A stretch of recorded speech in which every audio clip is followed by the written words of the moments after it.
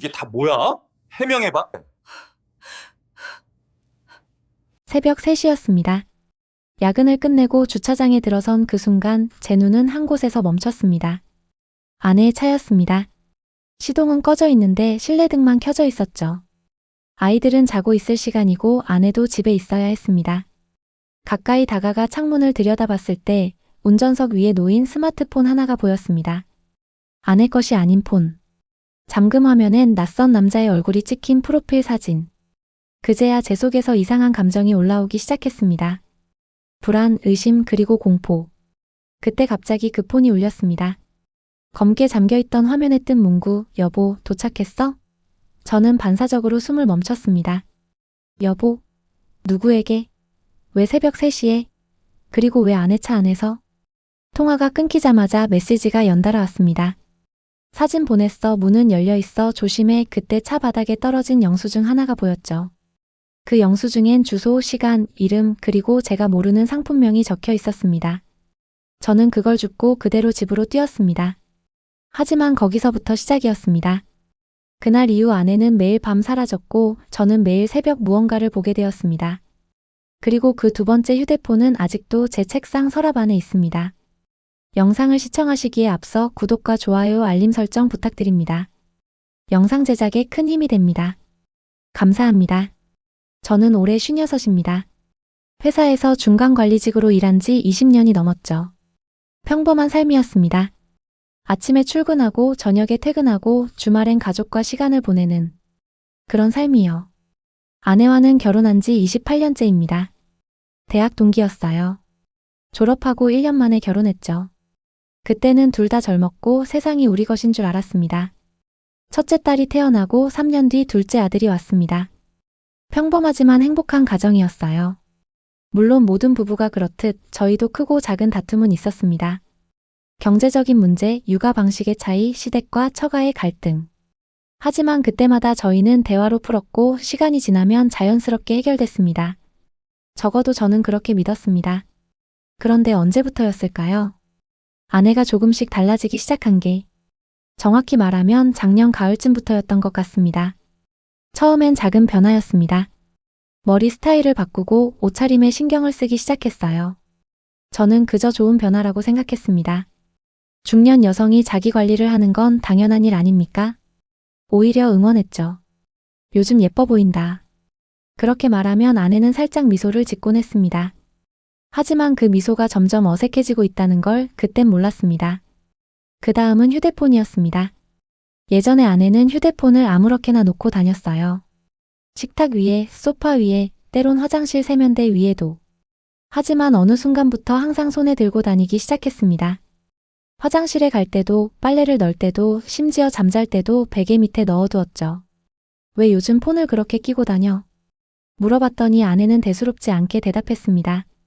친구들이랑 단체 채팅방이 생겨서 그래. 알림이 자꾸 와. 그럴 수도 있겠다 싶었습니다. 중년 여성들의 모임, 학부모 단체방, 동창회 같은 것들. 의심할 이유가 없었어요. 하지만 시간이 지날수록 이상한 점들이 늘어났습니다. 밤늦게까지 폰을 들여다보며 웃는 모습, 전화가 오면 다른 방으로 가서 받는 모습, 제가 다가가면 화면을 재빨리 끄는 모습. 누구야? 뭐가 그렇게 재밌어? 아, 그냥 친구가 웃긴 사진 보냈어. 그렇게 대답하면서도 아내는 화면을 보여주지 않았습니다. 예전 같으면 이것 좀 봐 하며 함께 웃었을 텐데요. 그리고 외출이 잦아졌습니다. 친구 만난다며, 동창회 간다며, 교회 모임 있다며. 일주일에 서너 번씩 저녁 시간에 나가기 시작했어요. 늦을 땐 밤 11시가 넘어서 들어왔습니다. 요즘 친구들이랑 자주 만나네. 응, 오랜만에 다들 시간이 맞아서. 대답은 자연스러웠지만 무언가 석연치 않았습니다. 그래도 저는 참았습니다. 의심한다는 게 싫었고 아내를 믿고 싶었으니까요. 그러던 어느 날 밤이었습니다. 저는 회사 프로젝트 때문에 야근을 했습니다. 밤 10시쯤 집에 도착했는데 아내가 없었어요. 거실 테이블 위에 쪽지가 있었습니다. 저녁 먹고 와. 친구 만나. 11시쯤 들어올게. 쪽지를 보며 문득 이상한 느낌이 들었습니다. 요즘 아내의 모든 행동이 어딘가 어긋나 있다는 느낌. 하지만 구체적으로 뭐라고 말할 수 없는 그런 불편함이었습니다. 그날 밤 저는 11시가 넘도록 잠들지 못했습니다. 11시 30분이 되어도 아내는 오지 않았어요. 전화를 걸었더니 받지 않았습니다. 한 번, 두 번, 세 번. 문자를 보냈습니다. 어디야? 언제 와? 답장은 30분 뒤에 왔습니다. 미안, 친구가 힘들어해서 얘기 좀 들어주고 있어. 조금만 기다려. 그리고 아내가 집에 들어온 건 새벽 1시였습니다. 제가 거실에서 기다리고 있자 아내는 놀란 듯 물었습니다. 왜 안 자고 있어? 걱정돼서. 전화도 안 받고. 아, 미안. 시끄러운 곳이었어. 아내의 목소리는 피곤해 보였습니다. 얼굴도 지쳐 있었어요. 하지만 옷매무새는 흐트러지지 않았고 화장도 그대로였습니다. 술 냄새도 나지 않았죠. 친구가 무슨 일 있대? 응, 남편이랑 싸웠나 봐. 괜찮아, 이제 자자. 그렇게 말하며 아내는 침실로 들어갔습니다. 저는 거실에 혼자 남아 한참을 앉아 있었습니다. 뭔가 잘못되고 있다는 느낌. 하지만 증거는 없었습니다. 그 후로도 비슷한 일이 반복됐습니다. 아내는 일주일에 두세 번씩 늦게까지 외출했고 저는 그때마다 불안한 마음으로 기다렸습니다. 물어보면 친구, 모임, 교회. 항상 그런 대답이었어요. 저는 아내의 행동을 유심히 관찰하기 시작했습니다. 출근하기 전에 거울을 보는 시간이 길어졌고 향수를 뿌리는 빈도가 늘었습니다. 새 옷도 자주 사왔어요. 언제 샀냐고 물으면 세일해서 그냥 이라고 했지만 가격표를 보니 결코 싸지 않았습니다. 그리고 체중도 빠지기 시작했습니다. 예전에 아내는 다이어트를 해도 작심삼일이었는데 요즘은 식사량을 확실히 줄이고 운동도 하더군요. 몸매가 눈에 띄게 달라졌습니다. 운동 열심히 하네. 응, 건강해지고 싶어서. 그렇게 대답하는 아내의 얼굴엔 뭔가 다른 감정이 있었습니다. 설렘? 기대? 저는 정확히 알 수 없었습니다. 어느 토요일 오후였습니다. 저는 집에서 쉬고 있었고 아내는 또 나간다고 했습니다. 어디가? 친구랑 영화 보러. 같이 가도 돼? 순간 아내의 표정이 굳었습니다. 그리고 금방 미소를 지으며 말했습니다. 여자들끼리 보는 거야. 당신은 재미없을걸? 그래도 오랜만에 같이 나가고 싶은데. 다음에 같이 보자. 응. 그렇게 말하며 아내는 서둘러 나갔습니다. 저는 창밖으로 아내가 차를 타고 나가는 모습을 지켜봤습니다. 그리고 문득 이런 생각이 들었습니다. 내가 미쳐가고 있는 건가? 아니면 정말 뭔가 있는 건가? 그날 밤 아내는 밤 10시가 넘어서 돌아왔습니다. 영화 한 편 보고 저녁 먹는데 6시간이나 걸렸다는 게 이상했지만 저는 또 참았습니다. 영화 재밌었어? 응, 괜찮았어. 뭐 봤는데? 아내는 잠시 뜸을 들이다가 대답했습니다. 로맨스 영화. 제목이 뭐더라? 갑자기 생각이 안 나네. 그날 밤 저는 영화 예매 사이트를 검색해봤습니다. 그날 개봉한 로맨스 영화는 단 한 편뿐이었어요. 리뷰를 읽어보니 중년 부부의 이야기였습니다. 아내가 좋아할 만한 내용이었죠. 며칠 뒤 우연히 아내에게 그 영화 얘기를 꺼냈습니다. 그 영화 어땠어? 중년 부부 나오는 거. 아내는 순간 당황하는 기색을 보였습니다. 아, 응. 그래, 감동적이었어. 남자 주인공이 결국 어떻게 됐어? 그게. 아내는 제대로 대답하지 못했습니다. 그제야 확신했습니다. 아내는 그날 영화관에 가지 않았습니다. 그럼 어디에 있었던 걸까요? 누구와 함께 있었던 걸까요? 저는 더 이상 참을 수 없었습니다. 확인해야 했습니다. 하지만 어떻게? 아내를 직접 추궁할 수도 없었고 증거도 없었으니까요. 그러던 어느 날 바로 그 새벽이었습니다. 제가 야근을 마치고 주차장에 들어섰을 때 아내 차 안에서 그 휴대폰을 발견한 그 순간 말입니다. 손이 떨렸습니다. 심장이 미친 듯이 뛰었어요. 차 문을 열고 그 휴대폰을 집어들었습니다. 무거웠습니다. 제 인생 전체의 무게만큼이나. 잠금 화면에는 낯선 남자의 얼굴이 있었습니다. 40대 후반쯤 되어 보이는 잘생긴 얼굴이었어요. 웃고 있는 사진이었습니다. 그때 진동이 울렸습니다. 메시지였죠. 여보, 도착했어? 여보. 그 단어가 제 머릿속을 강타했습니다. 누가 제 아내에게 여보라고 부르는 걸까요? 이어서 또 메시지가 왔습니다. 사진 보냈어. 확인해봐. 문은 열려 있어. 조용히 들어와. 조심해. 사랑해. 사랑해. 그 말을 읽는 순간 제 머릿속이 하얘졌습니다. 분노도 슬픔도 아닌 그냥 공백. 아무것도 느껴지지 않았어요. 저는 차 안을 더 살폈습니다. 조수석 밑에 영수증 몇 장이 구겨져 있었습니다. 주워서 펼쳐봤죠. 모텔 영수증이었습니다. 날짜는 일주일 전. 아내가 친구 만난다고 나갔던 그날이었습니다. 또 다른 영수증에는 레스토랑 이름이 적혀 있었어요. 고급 레스토랑이었습니다. 인원은 2명. 저는 아내와 그런 곳에 가본 적이 없었습니다. 그 순간 모든 퍼즐이 맞춰지기 시작했습니다. 늦은 귀가, 새 옷, 다이어트, 향수, 그리고 항상 손에서 놓지 않던 휴대폰. 모든 것이 설명됐습니다. 저는 그 휴대폰을 주머니에 넣고 집으로 뛰어갔습니다.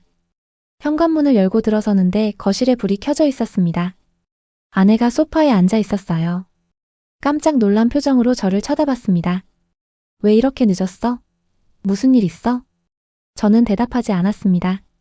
그냥 아내를 빤히 쳐다봤죠. 아내는 불편한 듯 시선을 피했습니다. 왜 그래? 무슨 일 있어? 당신 차에 뭐 놓고 온 거 없어? 아내의 얼굴이 순간 굳었습니다. 그리고 금방 태어난 척하며 물었습니다. 뭐가? 휴대폰. 내 폰은 여기 있는데. 아내는 자기 휴대폰을 들어 보였습니다. 저는 주머니에서 그 낯선 휴대폰을 꺼냈습니다. 이거 말이야. 아내의 얼굴에서 모든 표정이 사라졌습니다. 침묵이 흘렀습니다. 길고 무거운 침묵이었어요. 아내는 그 휴대폰을 보며 입술을 깨물었습니다. 저는 그 모습을 지켜보며 기다렸죠. 설명해봐. 제 목소리는 떨리고 있었습니다. 분노 때문인지 슬픔 때문인지 두려움 때문인지 알 수 없었어요. 아내는 한참을 망설이다가 입을 열었습니다. 미안해. 그 한마디였습니다. 변명도 해명도 아닌 그냥 미안하다는 말. 그게 더 화가 났습니다. 미안하다고? 그게 다야. 지금은. 설명할 수가 없어. 설명할 수 없다고? 28년을 함께 산 사람한테 설명할 수 없는 게 있어? 아내는 고개를 떨구었습니다. 어깨가 떨리고 있었어요. 울고 있는 것 같았습니다. 하지만 저는 동정심이 들지 않았습니다. 이게 누구 거야? 이 휴대폰. 그건. 대답 못하겠어? 그럼 내가 직접 확인하지. 저는 그 휴대폰을 들고 화면을 켜려고 했습니다. 하지만 잠금이 걸려 있었어요. 비밀번호를 넣어야 했습니다. 비밀번호가 뭐야? 주지 마. 제발. 아내가 일어나서 제 손에서 휴대폰을 빼앗으려 했습니다. 저는 뒤로 물러서며 말했습니다. 왜? 뭐가 들어있길래? 그냥. 보면 안 돼. 이미 다 봤어. 메시지도 받고 영수증도 봤어. 모텔 영수증, 레스토랑 영수증. 다 봤다고. 아내의 얼굴이 창백해졌습니다. 그리고 주저앉듯 소파에 앉았어요. 언제부터였어? 저는 차갑게 물었습니다. 아내는 대답하지 않았습니다. 몇 개월? 아니면 몇 년? 1년. 아내의 목소리는 거의 들리지 않을 정도로 작았습니다. 1년이라고? 1년 동안 날 속였다는 거야? 미안해. 정말 미안해. 미안하다는 말로 다 되는 줄 아? 28년 결혼 생활이 그렇게 가벼워? 저는 소리를 질렀습니다. 아내는 얼굴을 손으로 가리고 울기 시작했어요. 하지만 저는 멈출 수 없었습니다. 애들은 어떻게 하려고 그랬어? 우리 딸, 우리 아들. 그 애들 생각은 안 했어? 했어. 매일 생각했어. 그래서 더 힘들었어. 힘들었다고? 당신이 힘들었다고? 저는 비웃었습니다. 아내가 무슨 자격으로 힘들다고 말하는 건지 이해할 수 없었어요. 그 사람이 누군데? 어떻게 만났어? 아내는 한참을 울다가 겨우 입을 열었습니다. 교회에서. 만났어. 교회? 작년 가을에 새로 오신 분이야. 처음엔 그냥 인사만 하는 사이였어. 그게 어떻게 이렇게 됐는데? 모르겠어. 정말 모르겠어. 그냥. 이야기를 나누다 보니까. 아내의 말은 거기서 끊겼습니다. 저는 이를 악물었습니다. 이야기를 나누다 보니까 사랑에 빠졌다. 그런 말이야? 그게 아니라. 그럼 뭔데? 외로웠다고? 내가 당신을 소홀히 했다고?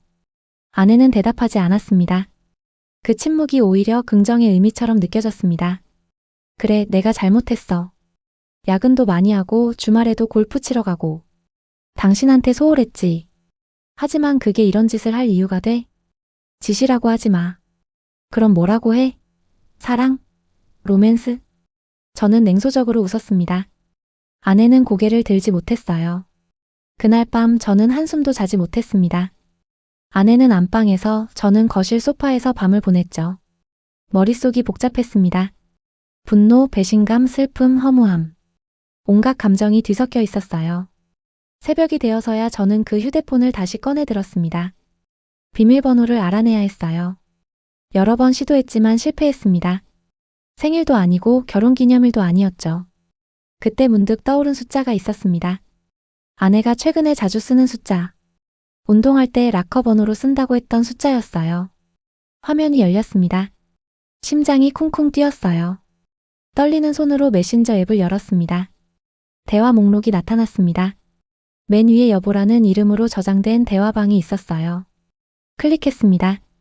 수백 개의 메시지가 있었습니다. 사진도 음성 메시지도 있었어요. 저는 스크롤을 올려 처음부터 읽기 시작했습니다. 처음 메시지는 작년 10월이었습니다. 아내가 먼저 보낸 것 같았어요. 오늘 예배 말씀 감사했습니다. 은혜 받으셨다니 감사합니다. 주님께 영광 돌립니다. 평범한 대화였습니다. 교회 신자와 목회자의 대화처럼 보였어요. 하지만 시간이 지날수록 대화의 톤이 바뀌었습니다. 11월쯤부터는 개인적인 이야기가 오갔습니다. 요즘 힘든 일이 있으세요? 남편과의 관계가 예전 같지 않아요. 그런 시기는 누구에게나 있습니다. 기도하면 회복될 거예요. 기도해도 소용없어요. 너무 외로워요. 제가 상담해 드릴까? 교회 상담실에서 만나요. 그렇게 상담이 시작된 것 같았습니다. 일주일에 한두 번씩 만났고 대화는 점점 깊어졌어요. 12월이 되자 대화의 내용이 달라졌습니다. 오늘 만나서 행복했어요. 저도요. 당신과 이야기하면 위로가 돼요. 당신이라는 호칭이 나타났습니다. 존댓말도 사라졌어요.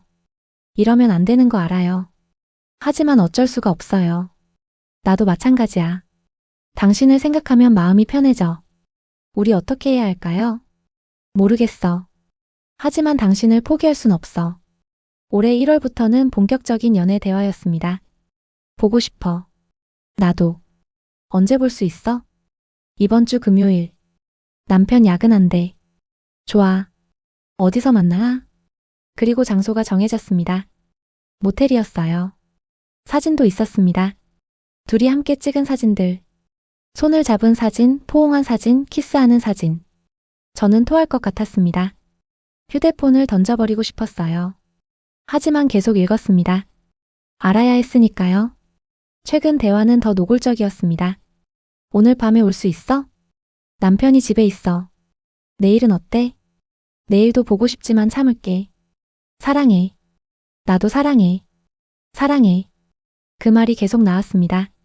제가 아내에게 마지막으로 사랑한다고 말한 게 언제였을까요? 기억나지 않았습니다. 저는 사진첩을 열었습니다. 수십 장의 사진이 있었어요. 레스토랑에서 찍은 사진, 카페에서 찍은 사진, 호텔 방에서 찍은 사진. 모두 행복해 보였습니다. 그중 한 장의 사진이 눈에 들어왔습니다. 해변에서 찍은 사진이었어요. 아내는 하얀 원피스를 입고 웃고 있었고 그 남자는 뒤에서 아내를 안고 있었습니다. 석양을 배경으로 찍은 사진이었죠.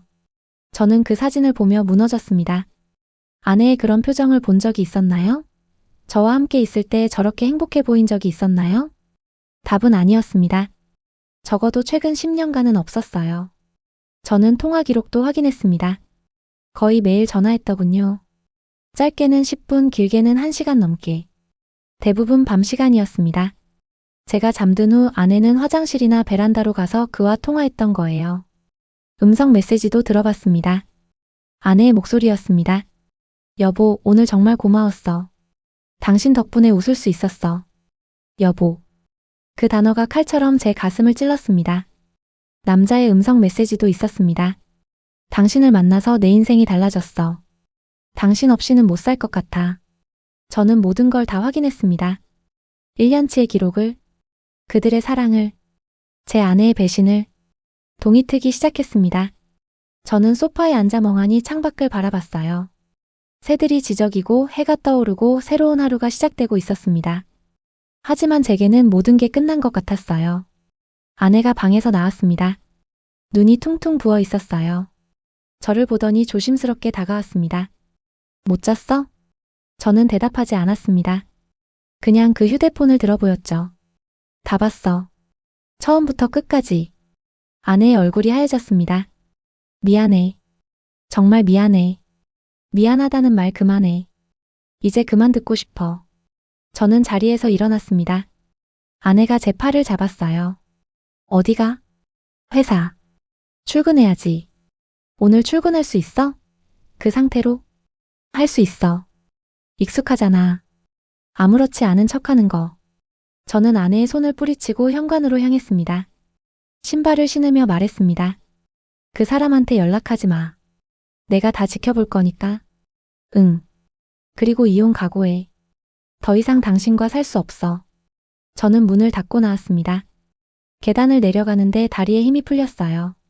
주저앉아서 한참을 울었습니다. 56살 남자가 계단에 앉아서 울고 있었습니다. 회사에 도착했지만 일이 손에 잡히지 않았습니다. 컴퓨터 화면을 보고 있어도 아무것도 보이지 않았어요. 동료가 말을 걸어도 제대로 대답하지 못했습니다. 점심시간이 되었습니다. 혼자 회사 옥상으로 올라갔어요. 아무도 없는 곳에서 다시 그 휴대폰을 꺼냈습니다. 더 자세히 확인해야 했습니다. 그 남자가 누구인지 어떤 사람인지 알아야 했어요. 메신저 프로필을 확인했습니다. 이름은 없었고 사진만 있었어요. 40대 후반으로 보이는 남자. 잘생겼습니다. 저보다 젊어 보였고 세련돼 보였어요. 프로필에 링크가 하나 있었습니다. 클릭해봤더니 SNS로 연결됐습니다. 비공개 계정이 아니었어요. 게시물을 볼 수 있었습니다. 스크롤을 내리며 사진들을 봤습니다. 대부분 혼자 찍은 사진이었어요. 카페에서 책을 읽으며 산책하며 감성적인 사진들이었습니다. 게시물 내용도 그랬습니다. 시 같은 글들, 철학적인 문구들. 여자들이 좋아할 만한 스타일이었어요. 댓글을 보니 여러 여성들이 좋아요와 응원 메시지를 남겼더군요. 제 아내도 그중 하나였을 겁니다. 더 내리다 보니 교회 관련 게시물이 나왔습니다. 예배 사진, 찬양 인도하는 사진. 그는 찬양팀 리더인 것 같았어요. 기혼자인지 확인하려고 더 찾아봤습니다. 하지만 가족 사진은 단 한 장도 없었어요. 결혼 반지를 낀 사진도 없었습니다. 미혼일까요? 아니면 이혼했을까요? 궁금했습니다. 그때 새로운 메시지 알림이 떴습니다. 그 남자에게서 온 메시지였어요. 여보, 어젯밤에 무슨 일 있었어? 연락이 없네. 걱정돼. 저는 메시지를 읽고 분노가 치밀어 올랐습니다. 답장을 보내고 싶었어요. 욕을 퍼붓고 위협하고 경고하고 싶었습니다. 하지만 참았습니다. 아직은 때가 아니었어요. 더 많은 걸 알아내야 했습니다. 잠시 후 또 메시지가 왔습니다. 혹시 남편이 알게 된 거야? 답장해줘. 불안해. 불안하다고? 당연히 불안해야죠. 남의 아내를 빼앗으려 한 대가를 치러야 할 테니까요. 저는 답장을 보냈습니다. 아내인 척하면서. 괜찮아. 아무 일 없어. 폰을 잠깐 잃어버렸었어. 답장이 금방 왔습니다. 다행이다. 정말 걱정했어. 오늘 볼 수 있어? 오늘은 어려워. 남편이 일찍 들어온대. 알았어. 그럼 내일? 내일은 꼭 보고 싶어. 생각해 볼게. 저는 대화를 끝냈습니다. 손이 떨렸어요. 아내인 척하며 그와 대화하는 게 역겨웠지만 이렇게라도 해야 진실을 알아낼 수 있었습니다. 오후 내내 저는 그 휴대폰을 확인했습니다. 이메일도 보고 저장된 파일도 열어봤어요. 사진 폴더에는 수백 장의 사진이 있었습니다.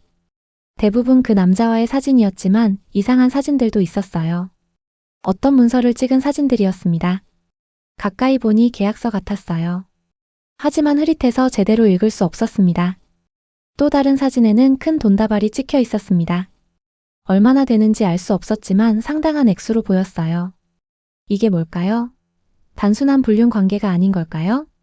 저는 더 깊이 파고들었습니다. 메모 앱을 열어봤어요. 여러 개의 메모가 있었습니다. 3월 15일 -500, 4월 22일 -800, 5월 3일 -1200. 숫자들이 나열돼 있었습니다. 날짜와 함께요. 이게 무슨 의미일까요? 다른 메모도 있었습니다. K은행 계좌 비밀번호 변경함. 서류 보관함 -2층 책장 뒤. 만약의 경우를 대비해 복사본 만들어둘 것. 무슨 서류를 말하는 걸까요? 왜 복사본을 만들어야 할까요? 저는 점점 더 혼란스러워졌습니다. 처음엔 단순한 불륜인 줄 알았어요. 하지만 이 휴대폰 안에는 뭔가 더 큰 비밀이 숨겨져 있는 것 같았습니다. 퇴근 시간이 되었습니다. 집에 가기 싫었어요. 아내 얼굴을 보고 싶지 않았습니다. 하지만 가야 했습니다. 확인해야 할 게 있었으니까요. 집에 도착하니 아내가 저녁을 차려놓고 기다리고 있었습니다. 눈은 여전히 부어 있었고 화장기 없는 얼굴은 초췌해 보였어요. 밥 먹어. 저는 대답 없이 식탁에 앉았습니다. 아내도 맞은편에 앉았어요. 침묵 속에서 식사가 시작됐습니다. 오늘 그 사람한테 연락 왔어? 아내가 조심스럽게 물었습니다. 왔어. 뭐라고? 걱정된다고. 오늘 보고 싶다고. 아내는 젓가락을 놓았습니다. 내가 답장했어. 당신인 척하면서. 뭐라고 했는데? 괜찮다고. 폰을 잃어버렸었다고. 아내는 아무 말도 하지 못했습니다. 물어볼 게 있어. 응. 당신 둘 사이에 동거래가 있었어? 아내의 표정이 변했습니다. 놀란 듯 당황한 듯한 표정이었어요. 무슨 말이야? 휴대폰에 이상한 메모가 있더라고. 날짜와 금액. 그게 뭐야? 아내는 한참을 망설이다가 입을 열었습니다. 그건 말할 수 없어. 또 말할 수 없다고? 정말 지금은 말할 수 없어. 나중에 설명할게. 저는 화가 났습니다. 뭔가 더 큰 게 숨겨져 있다는 확신이 들었어요. 당신 지금 나한테 거짓말하는 거야? 거짓말 아니야. 정말 지금은 말할 수 없는 거야. 왜? 뭐가 그렇게 대단한데? 아내는 고개를 저었습니다. 말하지 않겠다는 듯이. 저는 자리에서 일어났습니다. 더 이상 대화가 의미 없다고 느꼈어요. 알았어. 당신 마음대로 해. 하지만 기억해. 진실은 결국 드러나게 돼 있어. 그날 밤 저는 또 소파에서 잤습니다. 아내가 숨기고 있는 게 뭘까 생각하며 밤을 지새웠어요. 단순한 불륜이 아니라면 대체 무엇일까요? 그리고 저는 결심했습니다. 직접 알아내겠다고. 그 남자를 만나겠다고. 진실이 무엇이든 끝까지 추적하겠다고. 다음 날 아침 저는 회사에 반차를 냈습니다. 아내에게는 출근한다고 말하고 집을 나섰어요. 하지만 회사로 가지 않았습니다. 교회로 향했죠. 아내가 다니는 교회였습니다. 저도 결혼 초기에는 함께 다녔어요. 하지만 바쁘다는 핑계로 10년 전부터 안 나갔습니다. 아내는 그 후로도 꾸준히 다녔고요. 교회 주차장에 차를 세웠습니다. 시간은 오전 10시. 평일 오전이라 사람이 많지 않았어요. 몇몇 사람들이 교회 건물로 들어가는 게 보였습니다. 저도 따라 들어갔습니다. 로비는 조용했어요. 한쪽에 사무실이 있었고 직원 한 명이 앉아 있었습니다. 무슨 일로 오셨어요?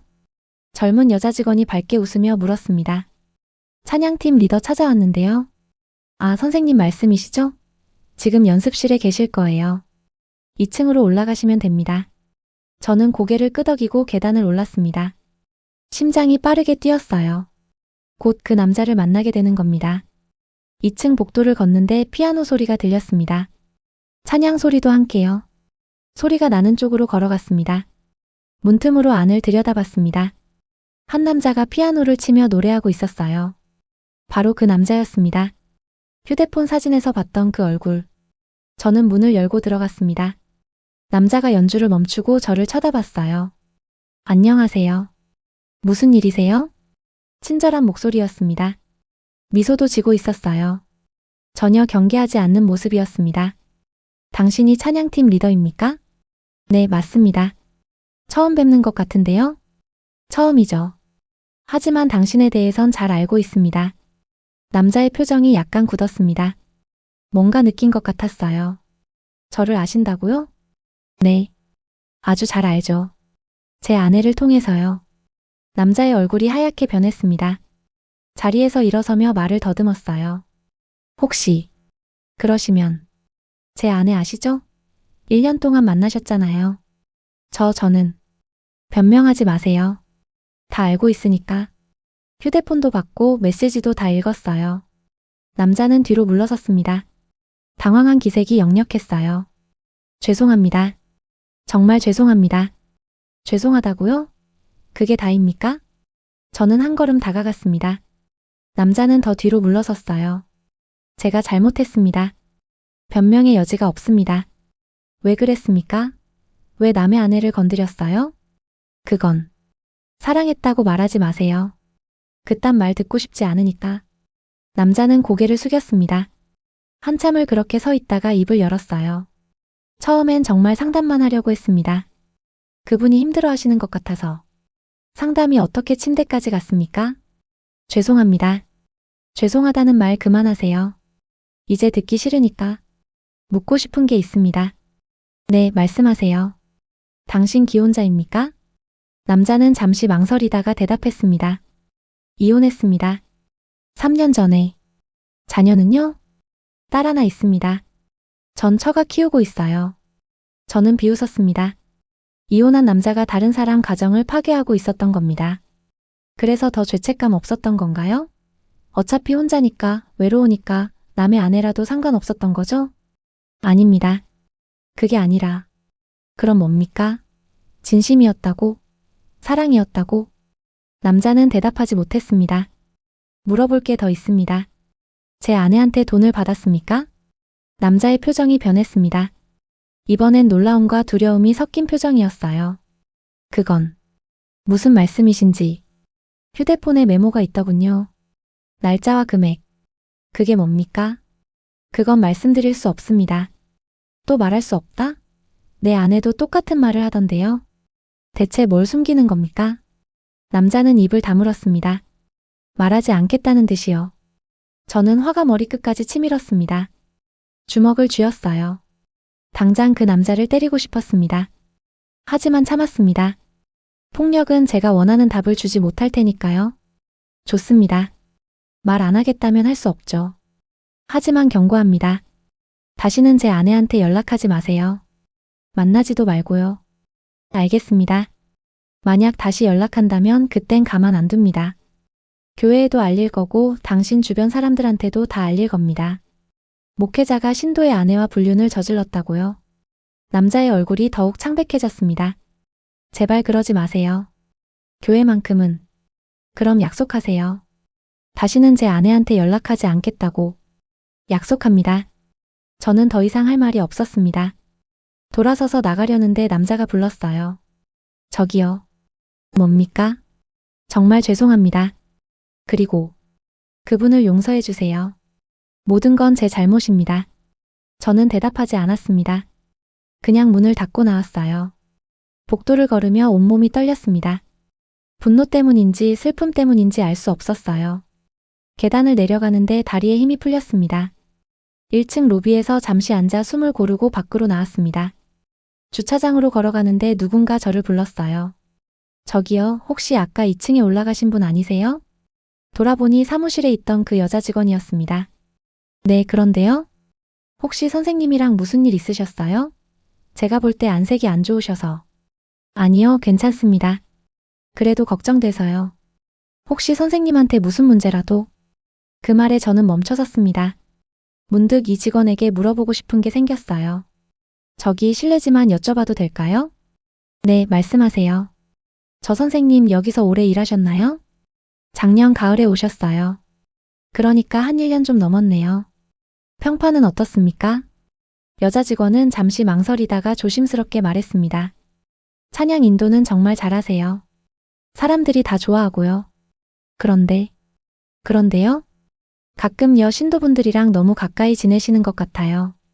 물론 상담도 하시고 그래서 그런 거겠지만 다른 여자들도 있었다는 말입니까? 직원은 더 작은 목소리로 말했습니다. 제가 확실히 아는 건 아니지만 소문은 좀 있었어요. 특히 올 초에 한 집사님이랑. 근데 그건 확인된 건 아니에요. 저는 충격을 받았습니다. 제 아내만이 아니었던 겁니다. 알려주셔서 감사합니다. 도움이 됐으면 좋겠네요. 혹시 무슨 문제 있으시면 담임 목사님께 말씀드리는 게 좋을 것 같아요. 저는 고개를 끄덕이고 차로 갔습니다. 운전석에 앉아 한참을 멍하니 있었어요. 제 아내는 그 남자의 몇 번째 여자였던 걸까요? 진짜 사랑이었을까요? 아니면 그냥 습관적인 일탈이었을까요? 저는 휴대폰을 꺼내 그 남자의 SNS를 다시 확인했습니다. 팔로워 목록을 보니 여자들이 대부분이었어요. 댓글도 대부분 여자들이 달았고요. 그의 게시물을 천천히 읽어봤습니다. 감성적인 글들, 위로의 메시지들. 여자들이 좋아할 만한 내용들이었습니다. 외로움은 죄가 아닙니다.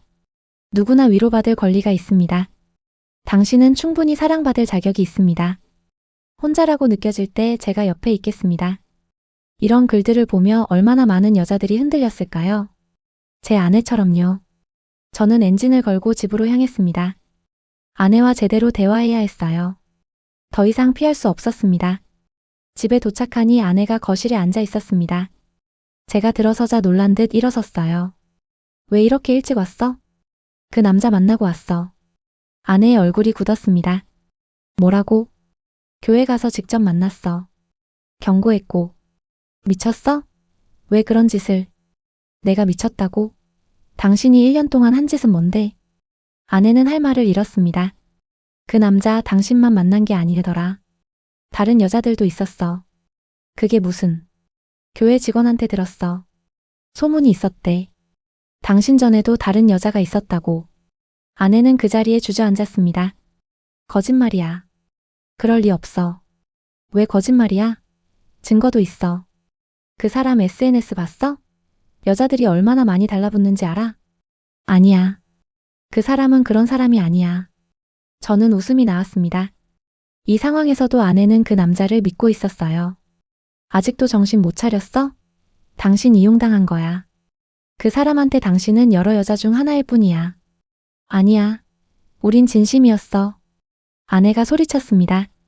저는 할 말을 잃었어요. 진심이라고? 이런 상황에서? 그래, 진심이었다고 치자. 그럼 우리 28년은 뭐야? 가짜였어? 그게 아니라. 그럼 뭔데? 설명해봐. 왜 1년 동안 날 속이고 그 남자를 만났어? 아내는 고개를 떨구고 울기 시작했습니다. 당신은 몰라. 내가 얼마나 외로웠는지, 얼마나 힘들었는지. 외로웠다고? 나도 외로웠어. 회사에서 스트레스 받고 집에 와서 혼자 술 마시고. 그래도 난 참았어. 가족이 있으니까. 난 더 이상 참을 수 없었어. 나도 사람이야. 사랑받고 싶고 위로받고 싶었어. 그럼 나한테 말했어야지. 왜 다른 남자한테 갔어? 말해도 소용없었을 거야. 당신은 늘 바빴고 피곤했고 내 얘기는 듣지도 않았어.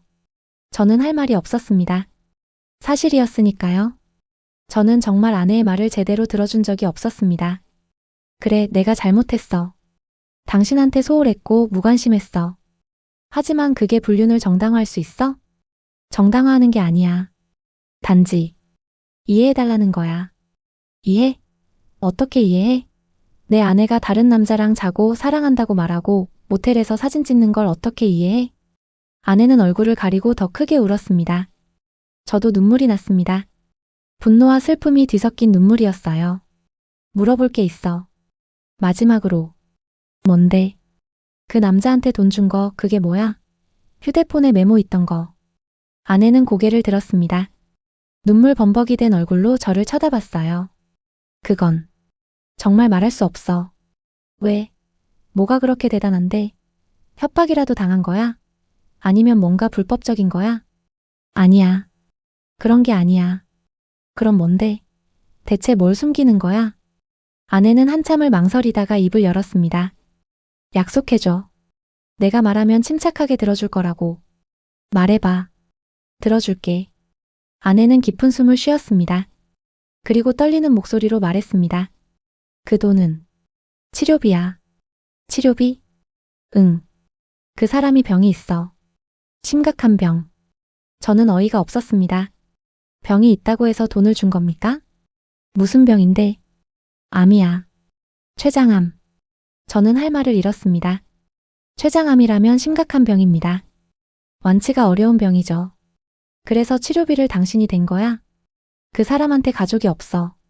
전처는 연락도 안 되고 딸은 어려서 도움을 줄 수 없고 교회 사람들한테도 말 못했대. 목회자가 아프다는 걸 알면 걱정할까 봐. 그래서 당신이 나섰다. 도와주고 싶었어.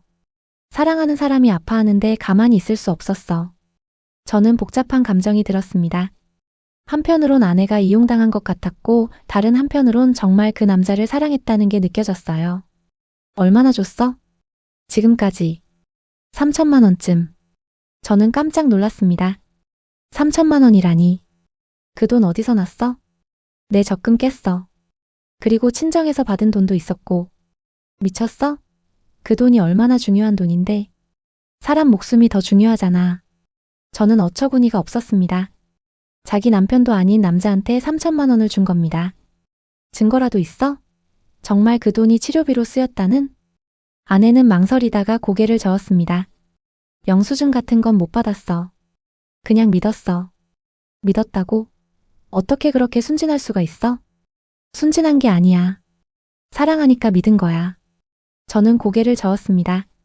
이건 사랑이 아니라 맹목이었어요. 당신 사기당한 거야. 그 남자가 정말 아픈지도 모르고 그 돈을 제대로 썼는지도 모르잖아. 아니야. 그 사람은 그런 사람이 아니야. 또 그 말이야. 왜 그렇게 그 남자만 믿는 거야? 당신은 몰라. 그 사람이 얼마나 힘들게 살아왔는지. 이혼하고 혼자 되고 이제 병까지 걸려서. 저는 더 이상 들을 수 없었습니다. 아내는 완전히 그 남자에게 빠져 있었어요. 좋아. 당신 마음대로 해. 하지만 한 가지만 확실히 해둘게. 뭔데? 이혼할 거야. 더 이상 당신과 살 수 없어. 아내의 얼굴이 하얗게 변했습니다. 이혼? 그래. 우리 끝이야. 안 돼. 제발. 애들 생각해서라도. 애들 생각은 당신이 먼저 했어야지. 1년 동안 다른 남자 만나면서 애들 생각했어? 아내는 아무 말도 하지 못했습니다. 저는 방으로 들어가서 짐을 쌌습니다. 몇 벌의 옷과 필요한 물건들만 가방에 넣었어요. 아내가 문 앞에 서서 울며 애원했습니다. 가지마. 제발. 다시 시작하자. 내가 잘못했어. 늦었어. 이미 다 끝났어. 한 번만 더 기회를 줘. 제발. 저는 아내를 보지 않았습니다. 보면 마음이 약해질 것 같았으니까요. 가방을 들고 현관으로 갔습니다. 아내가 뒤따라오며 계속 울었어요. 어디 가려고? 당신 갈 데도 없잖아. 모텔이든 어디든 가겠어. 당신만 안 보면 돼. 문을 열고 나가는데 아내가 제 팔을 잡았습니다. 한 가지만 약속해줘. 뭔데? 애들한테는. 아직 말하지 마. 제발. 저는 한참을 망설이다가 고개를 끄덕였습니다. 알았어. 시간을 좀 주지. 하지만 결국엔 알게 될 거야. 그렇게 말하고 문을 닫았습니다. 계단을 내려가는데 뒤에서 아내의 울음소리가 들렸어요. 차에 올라타서 시동을 걸었습니다. 백미러로 보니 아내가 창문 너머로 저를 보고 있었습니다. 저는 엑셀을 밟았습니다. 28년을 함께 산 집을 떠나는 순간이었어요. 어디로 가야 할지 몰랐습니다. 그냥 운전을 했어요. 눈물이 나서 앞이 잘 보이지 않았지만 계속 달렸습니다. 결국 저는 회사 근처 모텔에 방을 잡았습니다. 좁고 어두운 방이었어요. 침대에 누워 천장을 바라봤습니다. 28년이 이렇게 끝나는 겁니까? 이렇게 허무하게요. 휴대폰이 울렸습니다. 아내에게서 온 문자였어요. 미안해. 정말 미안해. 돌아와줘. 제발. 저는 답장하지 않았습니다. 휴대폰을 꺼버렸어요. 그리고 그제야 제대로 울었습니다. 소리 내어 마음껏. 모텔에서 사흘을 보냈습니다. 회사는 연차를 내고 쉬었어요. 동료들에게는 몸이 안 좋다고 했습니다. 거짓말은 아니었죠. 정신적으로 무너져 있었으니까요. 아내에게서 매일 문자와 전화가 왔습니다. 처음엔 사과였고 나중엔 애원이었어요. 하지만 저는 답하지 않았습니다. 사흘째 되던 날 딸에게서 전화가 왔습니다. 26살 결혼해서 분가한 딸이었어요. 아빠 무슨 일 있어? 엄마가 계속 우시던데. 아무 일 없어. 회사 일로 좀 바빠서. 거짓말. 엄마가 아빠 집 나갔다고 했어. 대체 무슨 일이야? 저는 한숨을 쉬었습니다. 결국 딸이 알게 된 거죠. 복잡해. 지금은 설명하기 어려워. 아빠, 나 어린애 아니야. 말해줘. 뭐 때문에 싸운 거야? 엄마한테 물어봐. 엄마는 말 안 해. 그냥 자기가 잘못했다고만 해. 저는 딸에게 말해야 할지 고민했습니다. 하지만 결국 입을 열었어요. 엄마가 다른 사람 만났어. 전화 너머로 딸의 숨소리가 멈췄습니다. 한참의 침묵이 흘렀죠. 거짓말이지? 아니야. 사실이야. 엄마가, 우리 엄마가. 그래. 1년 동안 딸이 울기 시작했습니다. 저도 눈물이 났어요. 어떻게 그럴 수가 있어. 엄마가 어떻게. 미안해. 이런 식으로 알게 해서. 동생은 알아? 아직 말 안 했어. 23인 아들은 아직 대학원생이었습니다. 사실을 알면 충격받을 게 뻔했어요. 아빠 어떻게 할 거야? 정말 이혼할 거야? 모르겠어. 아직 결정 못했어. 엄마 만나봐. 제발. 대화라도 해봐. 지금은 얼굴 보기 싫어. 딸은 한참을 울다가 전화를 끊었습니다. 저는 침대에 누워 또 눈물을 흘렸어요. 그날 저녁 저는 결심했습니다. 진실을 제대로 확인해야겠다고. 그 남자가 정말 아픈지 돈이 제대로 쓰였는지 아내가 정말 속은 건지 알아봐야 했어요. 저는 그 남자의 휴대폰을 다시 꺼냈습니다. 메시지와 통화 기록을 더 자세히 살펴봤죠. 이상한 점을 발견했습니다. 병원 관련 메시지가 거의 없었어요. 췌장암 환자라면 정기적으로 병원에 가야 하고 검사도 받아야 하는데 그런 내용이 전혀 없었습니다. 대신 다른 메시지들이 있었습니다. 누군가와 주고받은 대화였는데 이름은 K로만 저장돼 있었어요. 이번 달 목표 얼마야? 500 정도는 돼야지. 여자 몇 명이나 있어? 지금 3명. 1명 더 물색 중. 조심해. 들키면 큰일이야. 알아. 걱정 마. 이게 무슨 대화일까요? 여자 3명? 목표 금액? 저는 계속 읽어 내려갔습니다. 어는 이번에 얼마 받았어? 200. 남편 몰래 적금 깼대. 비는? 150. 친정에서 빌렸다더라. 시는? 300. 얘가 제일 쏠쏠해. 시가 제 아내를 말하는 것 같았습니다. 300만 원이 아니라 300이라는 건 3천만 원을 말하는 거겠죠. 저는 온몸에 소름이 돋았습니다. 이건 사랑이 아니었어요. 계획적인 사기였습니다. 더 읽어봤습니다. 병원 진단서는 어떻게 해? 아는 사람 있어. 돈 주면 만들어줘. 그래도 조심해야지. 요즘 다들 똑똑해. 괜찮아. 이 여자들은 사랑에 눈이 멀었어. 의심 안 해. 저는 분노가 치밀어 올랐습니다. 이 인간이 여러 여자를 상대로 같은 수법을 쓰고 있었던 겁니다. 더 충격적인 메시지가 있었습니다. 교회 옮길까 생각 중이야.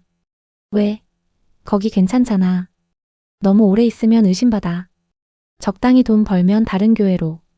다음은 어디? 강남 쪽으로 알아보고 있어. 거기 부자 많잖아. 이 사람은 교회를 옮겨 다니며 여자들을 속여온 겁니다. 전문적인 사기꾼이었어요. 저는 더 증거를 찾아야 했습니다. 사진첩을 다시 확인했죠. 전에 봤던 문서 사진들을 확대해서 봤습니다. 흐릿했지만 읽을 수 있었어요. 가짜 진단서였습니다. 췌장암 사기라고 적혀 있었지만 병원 도장이 이상했어요. 자세히 보니 포토샵으로 만든 것 같았습니다. 다른 사진도 있었습니다. 통장 잔액을 찍은 사진이었는데 금액이 상당했어요. 1억이 넘었습니다. 이 돈이 다 여자들한테서 받은 돈일까요? 저는 K라는 사람이 누군지 알아내야 했습니다. 통화 기록을 확인했더니 자주 통화한 번호가 있었어요. 저장된 이름은 K였습니다. 저는 그 번호로 전화를 걸었습니다. 심장이 두근거렸어요. 3번의 신호음 후에 누군가 받았습니다. 여보세요? 남자 목소리였습니다. 젊은 목소리였어요. K씨입니까? 누구세요? 찬양팀 리더 친구분이죠? 전화 넘어가 조용해졌습니다. 경계하는 것 같았어요. 무슨 일이시죠? 만나서 얘기하고 싶습니다.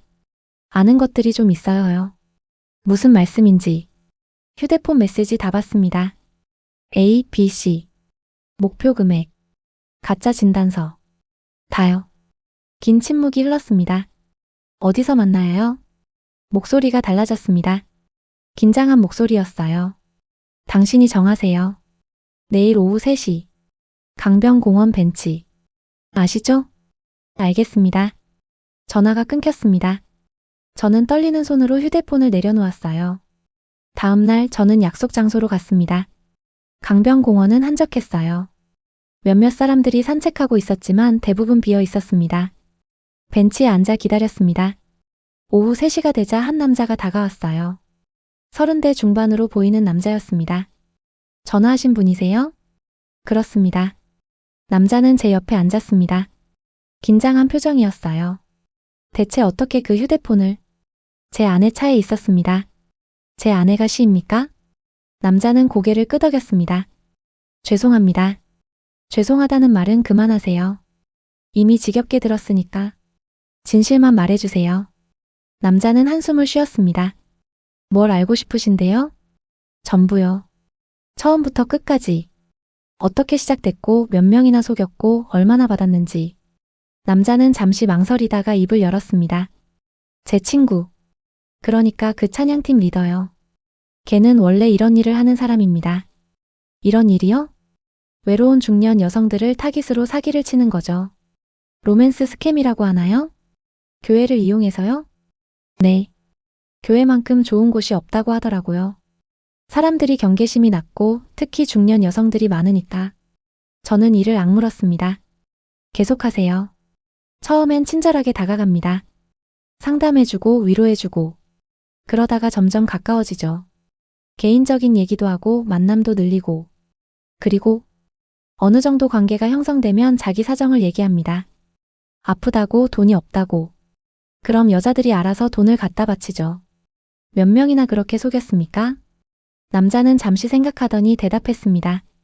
제가 아는 것만 10명은 넘을 겁니다. 지난 3년 동안요. 3년? 네. 이 교회 오기 전에도 다른 교회에서 똑같은 일을 했어요. 들키기 전에 옮기고 또 새로운 곳에서 시작하고. 저는 충격을 받았습니다. 이건 단순한 불륜이 아니었어요. 조직적인 범죄였습니다. 당신은 뭡니까? 공범입니까? 저는 돈 관리를 도와줬습니다. 통장 만들고 송금하고 그런 거요. 왜 그런 짓을 했습니까? 친구니까요. 그리고 수고비도 받았고요. 저는 한숨을 쉬었습니다. 제 아내가 준 3천만 원 그거 어디 갔습니까? 절반은 그 친구가 쓰고 나머지는 저한테 왔습니다. 치료비 같은 건 없었어요. 다 거짓말이었죠. 병도 없었다는 말입니까? 네. 멀쩡합니다. 가짜 진단서 만들어서 보여준 거예요. 저는 주먹을 쥐었습니다. 당장 그 자리에서 때리고 싶었어요. 왜 이걸 저한테 말해주는 겁니까? 당신도 공범인데. 남자는 고개를 숙였습니다. 양심의 가책이요. 처음엔 가벼운 마음으로 시작했는데 점점 죄책감이 들더라고요. 특히 여자들이 울면서 돈을 갖다 줄 때. 그런 양심이 있으면 왜 계속했습니까? 돈이 필요했어요. 제가 빚이 좀 있어서. 하지만 이젠 그만두고 싶어요. 그래서 당신한테 다 말하는 겁니다. 저는 한참을 생각했습니다. 증거가 있습니까? 경찰에 신고할 수 있는? 있습니다. 통장 내역, 녹음 파일, 문자 메시지. 다 저장해뒀어요. 왜 저장했습니까? 혹시 몰라서요. 나중에 친구가 저를 배신하면 제가 다 뒤집어 쓸 수도 있잖아요. 그래서 보험용으로. 그거 저한테 주실 수 있습니까? 남자는 망설였습니다. 주면 저도 처벌받을 텐데요. 그럼 지금처럼 계속 살 겁니까? 양심의 가책 느끼면서. 남자는 한참을 고민하더니 고개를 끄덕였습니다. 알겠습니다. 드리겠습니다. 대신 한 가지 조건이 있어요. 뭡니까? 자수할 기회를 주세요.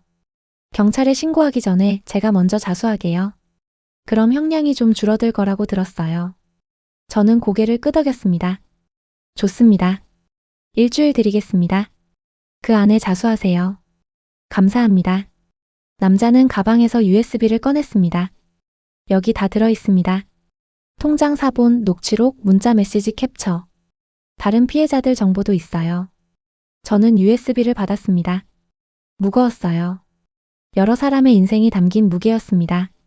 한 가지만 더 물어보겠습니다. 제 아내. 진심으로 사랑했습니까?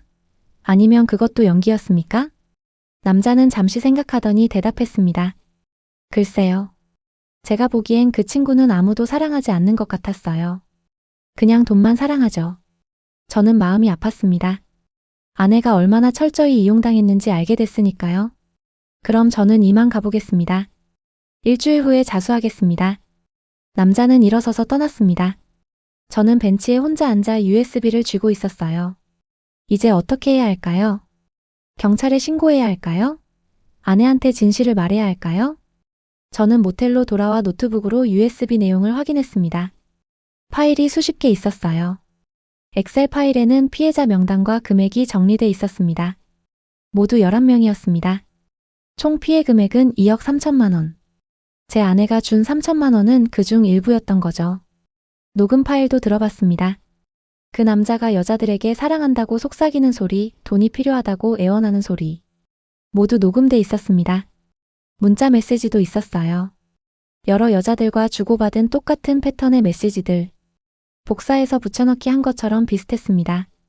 제 아내에게 보낸 메시지도 있었어요. 다른 여자들한테 보낸 것과 똑같았습니다. 사랑한다는 말, 보고 싶다는 말, 고맙다는 말. 저는 노트북을 닫았습니다. 더 이상 볼 수 없었어요. 아내에게 전화를 걸었습니다. 오랜만에 처음으로요. 여보세요? 아내의 목소리는 떨리고 있었습니다. 나야. 당신. 어디 있어? 괜찮아? 만나야겠어. 할 얘기가 있어. 지금 갈게. 어디야? 집에서 만나자. 1시간 후에. 알았어. 기다리게. 전화를 끊고 저는 짐을 챙겼습니다. 모텔을 나와 집으로 향했어요. 1시간 후 저는 집 앞에 서 있었습니다. 사흘 만에 돌아온 집이었죠. 문을 열고 들어가니 아내가 소파에 앉아 있었습니다. 눈이 퉁퉁 부어 있었고 얼굴은 수척해 보였어요. 왔어. 저는 아내 맞은편에 앉았습니다. USB를 테이블 위에 올려놓았어요. 이게 뭔데? 진실이야. 당신이 알아야 할 진실. 무슨 말이야? 그 남자 사기꾼이야. 당신만 속인 게 아니야. 11명을 속였어. 아내의 얼굴이 하얗게 변했습니다. 아내는 말없이 저를 쳐다봤습니다. 믿을 수 없다는 표정이었어요. 무슨 소리야? 11명이라니. 사실이야. 여기 다 증거가 있어. 저는 노트북을 꺼내 USB 파일들을 보여줬습니다. 엑셀 파일을 열어 명단을 보여줬어요. 여기 봐. 이름, 나이, 금액. 다 정리돼 있어. 아내는 화면을 보더니 손으로 입을 막았습니다. 그리고 고개를 저었어요. 아니야. 이건 조작된 거야. 누가 만든 거야? 조작이 아니야. 그 남자 공범한테 직접 받았어. 공범? K라는 사람. 돈 관리를 도와줬던 사람이야. 그 사람이 양심의 가책을 느끼고 나한테 넘겨줬어. 저는 녹음 파일도 재생했습니다. 그 남자의 목소리가 들렸어요. 당신이 최고야. 이번 달 목표 달성했어. 어는 200, B는 150, C는 300. 쏠쏠하지? 아내는 얼굴이 새하얗게 변해서 그 자리에 주저앉았습니다.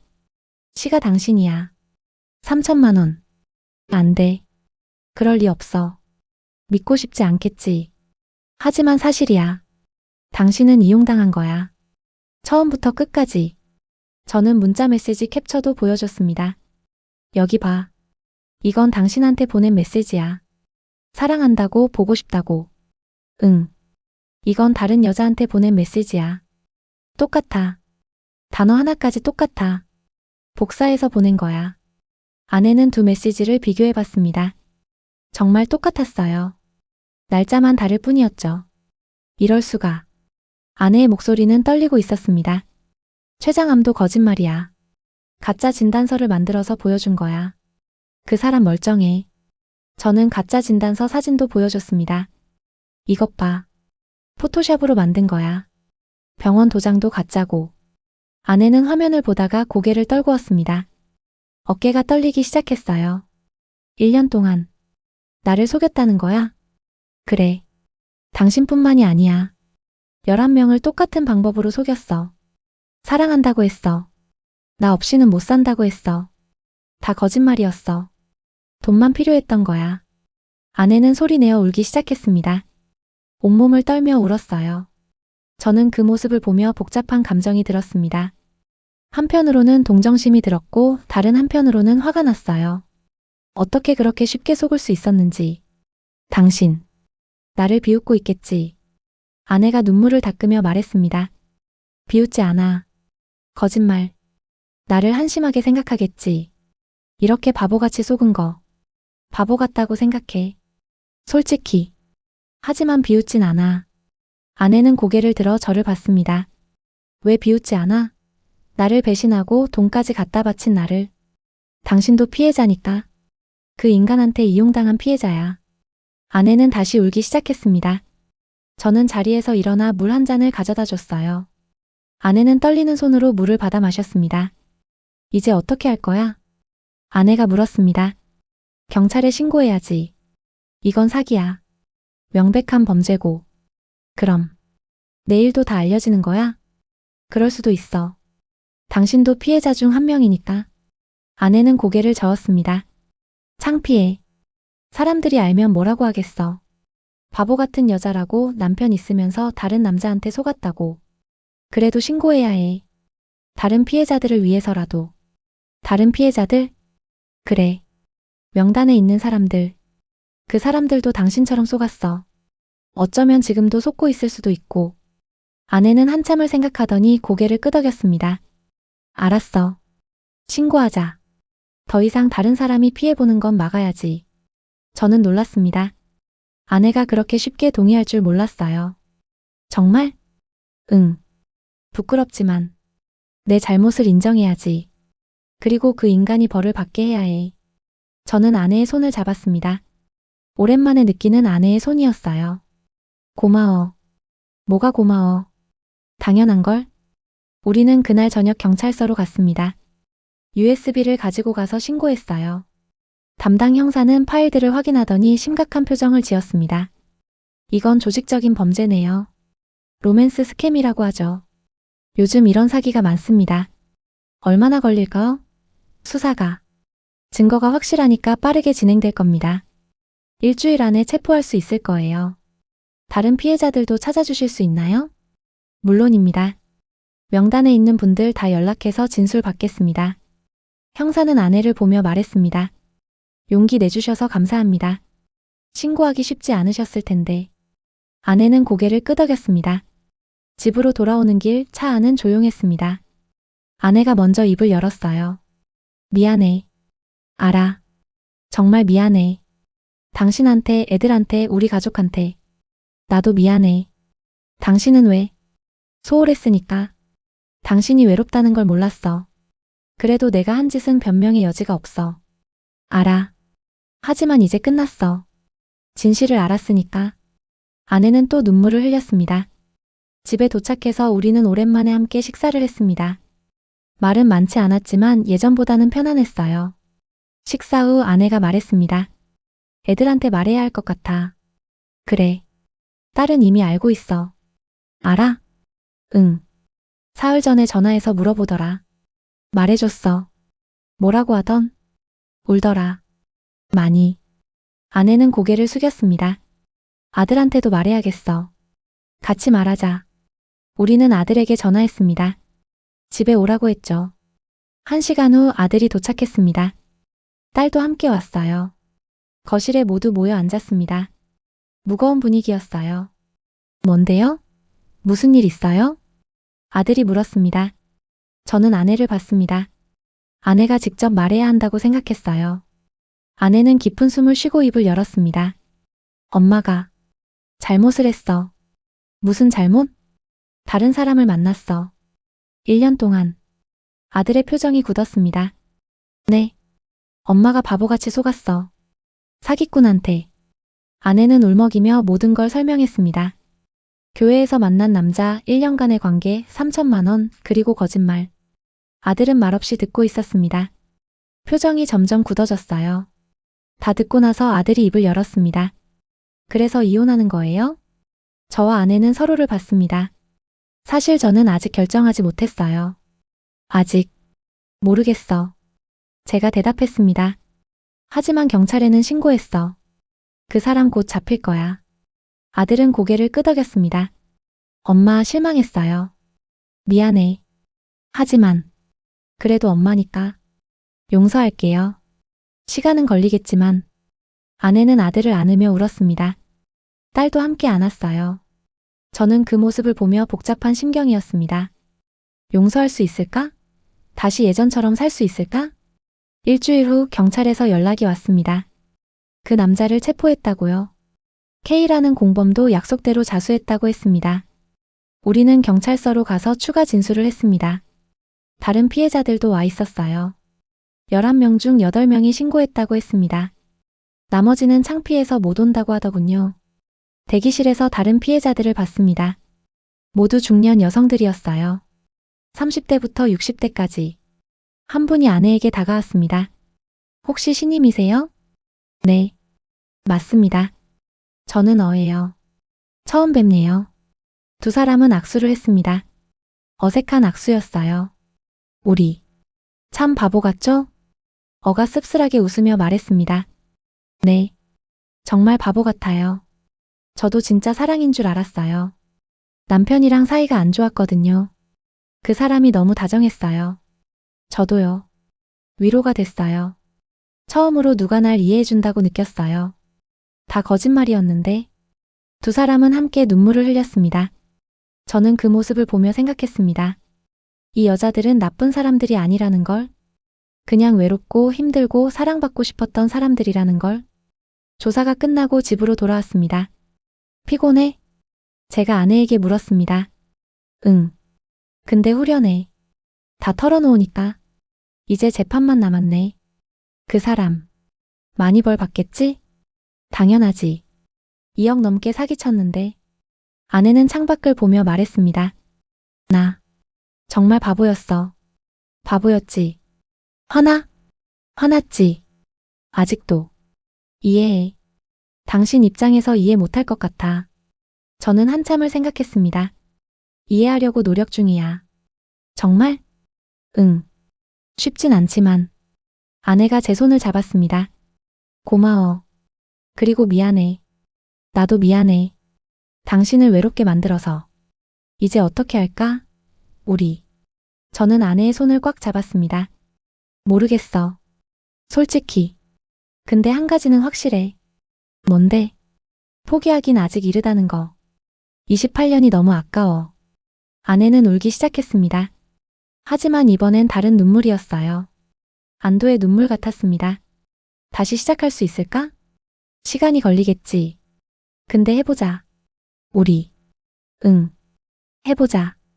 그날 밤 우리는 오랜만에 같은 방에서 잤습니다. 같은 침대는 아니었지만요. 아내는 침대에, 저는 바닥에 이불을 깔고. 하지만 같은 공간에 있다는 것만으로도 위안이 됐습니다. 한 달 후 재판이 시작됐습니다. 우리는 법정에 갔어요. 피고인석에 그 남자가 앉아 있었습니다. 수갑을 차고 있었죠. 저는 그를 똑바로 쳐다봤습니다. 그도 저를 봤어요. 하지만 금방 시선을 피했습니다. 재판이 진행됐습니다. 검사가 증거를 제시하고 피해자들이 진술했어요. 아내도 증인으로 나가서 진술했습니다. 떨리는 목소리로 1년간의 일을 설명했죠. 피고인이 췌장암이라고 했습니다. 치료비가 필요하다고. 저는 믿었습니다. 사랑하는 사람이라고 생각했으니까. 총 얼마를 주셨나요? 3천만 원입니다. 제 적금과 친정에서 받은 돈이었습니다. 그 돈이 치료비로 쓰였나요? 아니요. 거짓말이었습니다. 피고인은 아프지도 않았습니다. 재판부는 심각한 표정으로 듣고 있었습니다. 피고인 측 변호사가 질문했습니다. 증인께서는 기혼자이시죠? 네. 남편 몰래 피고인을 만나신 건가요? 네. 그것도 잘못 아닌가요? 아내는 고개를 숙였습니다. 네. 제 잘못입니다. 하지만 그렇다고 사기를 당해도 되는 건 아니잖아요. 물론입니다. 죄송합니다. 재판은 3시간 동안 계속됐습니다. 피해자들의 진술이 이어졌어요. 마지막에 판사가 피고인에게 물었습니다. 할 말 있습니까? 그 남자가 일어섰습니다. 죄송합니다. 변명의 여지가 없습니다. 제가 잘못했습니다. 왜 그런 짓을 했습니까? 돈이 필요했습니다. 빚도 있었고. 그렇다고 여러 사람을 속여도 된다고 생각했습니까? 아니요. 잘못 생각했습니다. 피해자들에게 할 말은? 남자는 피해자석을 돌아봤습니다. 눈이 마주쳤어요. 정말 죄송합니다. 용서를 구할 자격도 없지만 진심으로 사과드립니다. 재판은 그렇게 끝났습니다. 한 달 후 선고가 있었습니다. 징역 5년과 벌금 2억 원이었습니다. 법정을 나오며 아내가 말했습니다. 5년이면 적은 것 같아. 그래도 벌은 받는 거잖아. 그래. 이제 정말 끝이네. 응. 끝이야. 우리는 손을 잡고 법원을 나왔습니다. 바깥은 화창했습니다. 햇살이 따뜻했어요. 점심 먹으러 갈까? 제가 물었습니다. 좋아. 오랜만에 둘이서. 우리는 근처 식당으로 갔습니다. 조용한 한식당이었어요. 식사를 하며 아내가 말했습니다. 고마워. 뭐가? 포기하지 않아줘서. 날. 아직 완전히 용서한 건 아니야. 알아. 시간이 필요하지. 근데 노력하고 있어. 당신도 노력해줘. 응. 평생 노력할게. 우리는 마주보며 미소 지었습니다. 오랜만에 진심으로 웃는 얼굴이었어요. 선고가 내려진 지 한 달이 지났습니다. 우리의 일상은 천천히 원래대로 돌아가고 있었어요. 아니, 정확히는 새로운 일상을 만들어가고 있었습니다. 매일 아침 출근하기 전 저는 아내와 함께 커피를 마셨습니다. 예전엔 혼자 서둘러 마시고 나갔었죠. 하지만 이제는 20분 일찍 일어나서 함께 앉아 대화를 나눴어요. 오늘 뭐 할 거야? 친구 만나기로 했어. 오랜만에. 그래. 즐겁게 놀다 와. 예전 같으면 의심했을 겁니다. 정말 친구를 만나는지 다른 사람을 만나는 건 아닌지. 하지만 이제는 믿으려고 노력했어요. 아내도 달라졌습니다. 휴대폰을 투명하게 사용했어요. 비밀번호도 제게 알려줬고 어디 가든 미리 말했습니다. 나 지금 마트 가. 뭐 필요한 거 있어? 아니, 없어. 1시간 후에 올게. 이런 작은 변화들이 쌓여갔습니다. 주말에는 부부 상담을 받으러 갔습니다. 전문 상담사를 찾아서 일주일에 한 번씩 상담을 받았어요. 이번 주는 어떠셨어요? 상담사가 물었습니다. 좀 나아진 것 같아요. 예전보다 대화를 많이 해요. 아내가 대답했습니다. 좋은 변화네요. 남편분은요? 저도 조금씩 마음이 풀리는 것 같아요. 아직 완전히는 아니지만 당연합니다. 시간이 필요한 일이에요. 서두르지 마세요. 상담사는 우리에게 숙제를 내줬습니다. 이번 주엔 데이트를 한번 해보세요. 둘이서만요. 데이트요? 네. 연애하던 시절처럼 영화도 보고 맛있는 거 먹고 그렇게 즐거운 추억을 다시 만들어 보세요. 우리는 고개를 끄덕였습니다. 그 주 토요일 우리는 정말 데이트를 했습니다. 20년 만에 처음이었어요. 어디 갈까? 당신이 정해. 아내는 생각하다가 말했습니다. 우리 처음 만났던 곳 갈까? 대학교 앞 그 카페. 아직 있을까? 한번 가보자. 우리는 차를 타고 대학교로 향했습니다. 30년 전 우리가 만났던 곳이었죠. 카페는 아직 있었습니다. 외관은 많이 바뀌었지만 간판은 그대로였어요. 와, 아직도 있네. 그러게. 신기하다. 우리는 카페에 들어가 앉았습니다. 창가 자리였어요. 예전에 우리가 자주 앉던 자리였습니다. 기억나? 제가 물었습니다. 응. 여기서 당신이 처음 고백했잖아. 맞아. 떨렸었는데. 나도 떨렸어. 뭐라고 대답해야 할지 몰라서. 우리는 웃었습니다. 그 시절의 순수했던 우리를 떠올리며. 그때는 좋았지? 아내가 말했습니다. 응. 아무 걱정 없었어. 다시 그때로 돌아갈 수 있으면 좋겠어. 돌아갈 순 없지. 하지만 지금부터 다시 시작할 순 있어. 아내는 제 손을 잡았습니다. 정말 다시 시작할 수 있을까? 할 수 있어. 우리 함께 노력하면. 우리는 그날 오랜 시간 대화를 나눴습니다. 과거에 좋았던 기억들, 힘들었던 순간들, 그리고 앞으로의 계획들. 나 사실 말이야. 아내가 조심스럽게 입을 열었습니다. 뭔데? 그 일 있고 나서 상담 선생님을 따로 만나고 있어. 심리 상담. 그래? 응. 왜 내가 그랬는지 이해하고 싶어서. 그냥 외로웠다는 말론 설명이 안 되는 것 같아. 저는 놀랐습니다. 아내가 스스로 도움을 구하고 있었다는 게. 잘하고 있어. 선생님이 그러는데 내가 자존감이 낮았대.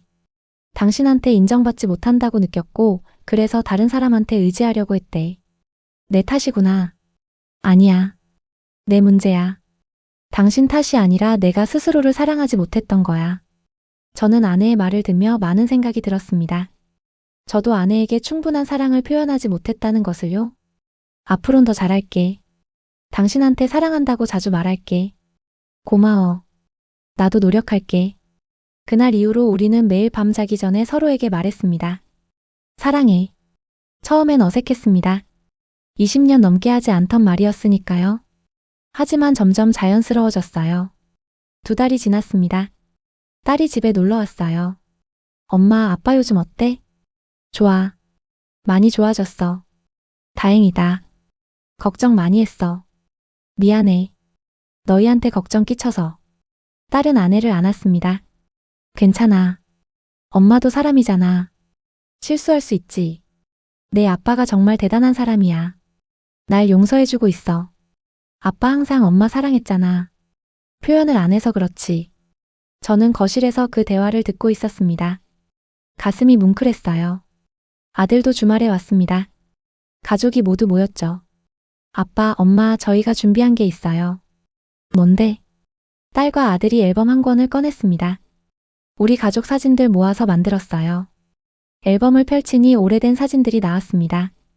결혼식 사진, 딸이 태어났을 때, 아들의 돌잔치, 첫 가족 여행. 와, 이런 사진들이 다 있었네. 아내가 감탄하며 말했습니다. 우리 참 행복했었죠? 딸이 물었습니다. 응, 정말 행복했지. 제가 대답했습니다. 앞으로도 행복할 거예요. 우리 가족. 아들이 말했습니다. 우리는 함께 앨범을 보며 추억을 나눴습니다. 웃기도 하고 울기도 했어요. 엄마, 아빠. 이번 여름에 가족여행 가요. 여행? 네. 오랜만에 내 식구 다 같이. 제주도 어때요? 좋지. 저는 아내를 봤습니다. 아내도 웃으며 고개를 끄덕였어요. 그래. 가자. 오랜만에. 3달이 지났습니다. 계절이 바뀌어 여름이 왔어요. 우리는 약속대로 제주도로 가족여행을 갔습니다. 3박 4일 일정이었죠. 첫날은 해변에 갔습니다. 아이들은 바다에 들어가 놀았고 저와 아내는 백사장에 앉아 있었어요. 예쁘다. 아내가 말했습니다. 응. 바다도 예쁘지만 저기 놀고 있는 애들. 너무 예뻐. 이제 다 큰 아이들이 바다에서 물장난을 치고 있었습니다. 어린 아이처럼요. 우리도 들어갈까? 우리가? 왜? 나이 들었다고 바다 못 들어가? 저는 아내의 손을 잡고 일어났습니다. 함께 바다로 걸어갔어요. 차가운 물이 발을 적셨습니다. 시원했어요. 아빠, 엄마도 왔네. 아이들이 환호했습니다. 우리는 함께 바다에서 놀았습니다. 물을 뿌리고 웃고 떠들었어요. 오랜만에 느끼는 행복이었습니다. 저녁에는 횟집에서 식사를 했습니다. 신선한 회와 따뜻한 해물탕이었죠. 건배. 우리는 잔을 부딪혔습니다. 우리 가족 앞으로도 건강하고 행복하게 지내자. 제가 말했습니다. 네. 아이들이 대답했습니다. 식사 후 숙소로 돌아왔습니다. 아이들은 자기 방으로 갔고 저와 아내는 발코니에 나갔어요. 바다가 보였습니다. 달빛이 수면에 반짝이고 있었죠. 행복해? 제가 물었습니다. 응. 정말 오랜만에 이렇게 행복해. 나도. 당신. 진짜 날 용서한 거야? 아내가 조심스럽게 물었습니다. 저는 한참을 생각했습니다. 완전히는 아니야. 솔직히. 알아. 근데 계속 노력하고 있어. 그리고 많이 나아졌어. 예전엔 생각만 해도 화가 났는데 이젠 괜찮아. 고마워. 정말. 나도 미안해. 당신을 외롭게 만들어서. 이젠 안 외로워. 당신이 옆에 있으니까. 우리는 서로를 안았습니다. 오랜만에 느끼는 따뜻함이었어요. 여행을 마치고 집으로 돌아왔습니다. 일상이 다시 시작됐죠. 하지만 예전의 일상과는 달랐습니다. 더 가까워진 우리였으니까요. 어느 날 저녁 교회에서 연락이 왔습니다. 담임 목사님이 만나자고 하시더군요. 왜 만나자고 하실까? 아내가 불안해했습니다. 모르지. 가봐야 알겠지. 우리는 교회로 갔습니다. 목사님 사무실에서 목사님을 만났어요. 오셨군요. 앉으세요. 목사님은 따뜻하게 맞아주셨습니다. 사실은 말씀드릴 게 있어서 부르셨습니다. 뭔데요? 그 일 이후로 교회 분위기가 많이 바뀌었습니다. 좋은 쪽으로요. 네. 다들 경각심을 갖게 됐어요. 로맨스 스캠이라는 게 얼마나 무서운지 누구나 당할 수 있다는 걸요. 목사님은 계속 말씀하셨습니다. 그래서 교회에서 예방 교육 프로그램을 만들었습니다. 중년 신도들을 대상으로요. 좋은 생각이시네요. 두 분께서 강사로 나서주시면 어떨까요? 경험담을 나눠주시면 큰 도움이 될 것 같습니다. 저와 아내는 서로를 봤습니다. 저희가요? 네. 물론 부담스러우시면 안 하셔도 됩니다. 다만 두 분의 용기가 다른 사람들에게 도움이 될 수 있을 것 같아서요. 우리는 고민했습니다. 창피한 일을 공개적으로 말하는 게 쉽지 않았으니까요. 하지만 결국 동의했습니다. 하겠습니다. 다른 사람들이 저희 같은 실수를 하지 않도록요. 일주일 후 우리는 교회 강당에서 간증을 했습니다. 100여 명의 신도들이 모였어요. 아내가 먼저 나가서 말했습니다. 저는 1년 동안 사기꾼에게 속았습니다. 사랑인 줄 알았지만 돈만 노린 범죄였습니다. 청중들이 숨죽이며 들었습니다. 외로웠습니다. 남편은 바빴고 저는 혼자였어요. 그때 다정한 사람이 나타났고 저는 쉽게 넘어갔습니다. 아내는 울먹이며 계속 말했습니다. 3천만 원을 줬습니다. 제 평생 모은 돈이었어요. 하지만 후회하지 않습니다. 왜냐하면 그 일로 제가 배웠으니까요. 진짜 사랑이 뭔지, 가족이 얼마나 소중한지. 박수가 터져 나왔습니다. 이번엔 제가 나갔습니다. 저는 아내를 용서하지 못했습니다. 처음엔요. 배신감이 너무 컸습니다. 28년이 한순간에 무너지는 것 같았어요. 하지만 시간이 지나며 깨달았습니다. 저도 잘못이 있었다는 걸요. 아내를 소홀히 했고 사랑을 표현하지 않았습니다. 그게 아내를 외롭게 만들었어요. 저는 아내를 봤습니다. 아내도 저를 보며 눈물을 흘리고 있었어요. 지금도 완전히 회복된 건 아닙니다. 아직 아픈 상처가 있어요. 하지만 우리는 노력하고 있습니다. 매일매일 조금씩. 그리고 믿습니다. 우리가 다시 행복해질 수 있다고. 청중들이 일어서서 박수를 쳤습니다. 강연이 끝나고 여러 사람들이 우리에게 다가왔습니다. 용기 내주셔서 감사합니다. 큰 도움이 됐어요. 두 분 보니까 희망이 생겨요. 우리는 그들과 악수하며 이야기를 나눴습니다. 집으로 돌아오는 길 아내가 말했습니다. 후련해. 다 털어놓으니까. 나도. 이제 정말 끝난 것 같아. 새로 시작하는 거지? 응. 새로 시작하는 거야. 그날 밤 우리는 오랜만에 함께 TV를 봤습니다. 소파에 나란히 앉아서요. 여보. 아내가 불렀습니다. 응. 사랑해. 저는 아내의 손을 잡았습니다. 나도 사랑해. 그 말이 이제는 자연스러웠습니다. 계절이 또 바뀌었습니다. 가을이 왔어요. 어느 토요일 오후 저는 아내와 함께 산책을 나갔습니다. 근처 공원이었죠. 단풍이 아름다웠습니다. 붉고 노란 잎들이 바람에 흔들리고 있었어요. 예쁘다. 응. 정말. 우리는 손을 잡고 걸었습니다. 천천히 서두르지 않고. 28년이 지났네. 우리. 아내가 말했습니다. 그러게. 긴 시간이지. 앞으로 28년 더 함께 있을 수 있을까? 있을 거야. 당연히. 그럼 56년이네. 와. 56년. 생각만 해도 뿌듯하다. 우리는 벤치에 앉아 쉬었습니다. 여보. 제가 불렀습니다. 응. 고마워. 뭐가? 포기하지 않아줘서. 우리를. 아내는 제 어깨에 머리를 기댔습니다. 나야말로 고마워. 날 다시 받아줘서. 우리는 한참을 그렇게 앉아 있었습니다. 말없이 그저 함께. 바람이 불었습니다. 낙엽이 날렸어요. 그 낙엽들처럼 우리도 떨어졌다가 다시 일어섰습니다. 상처받았지만 아물었고 무너졌지만 다시 쌓았습니다. 그게 인생이고 그게 사랑이라는 걸 배웠습니다. 해가 지기 시작했습니다. 하늘이 붉게 물들었어요.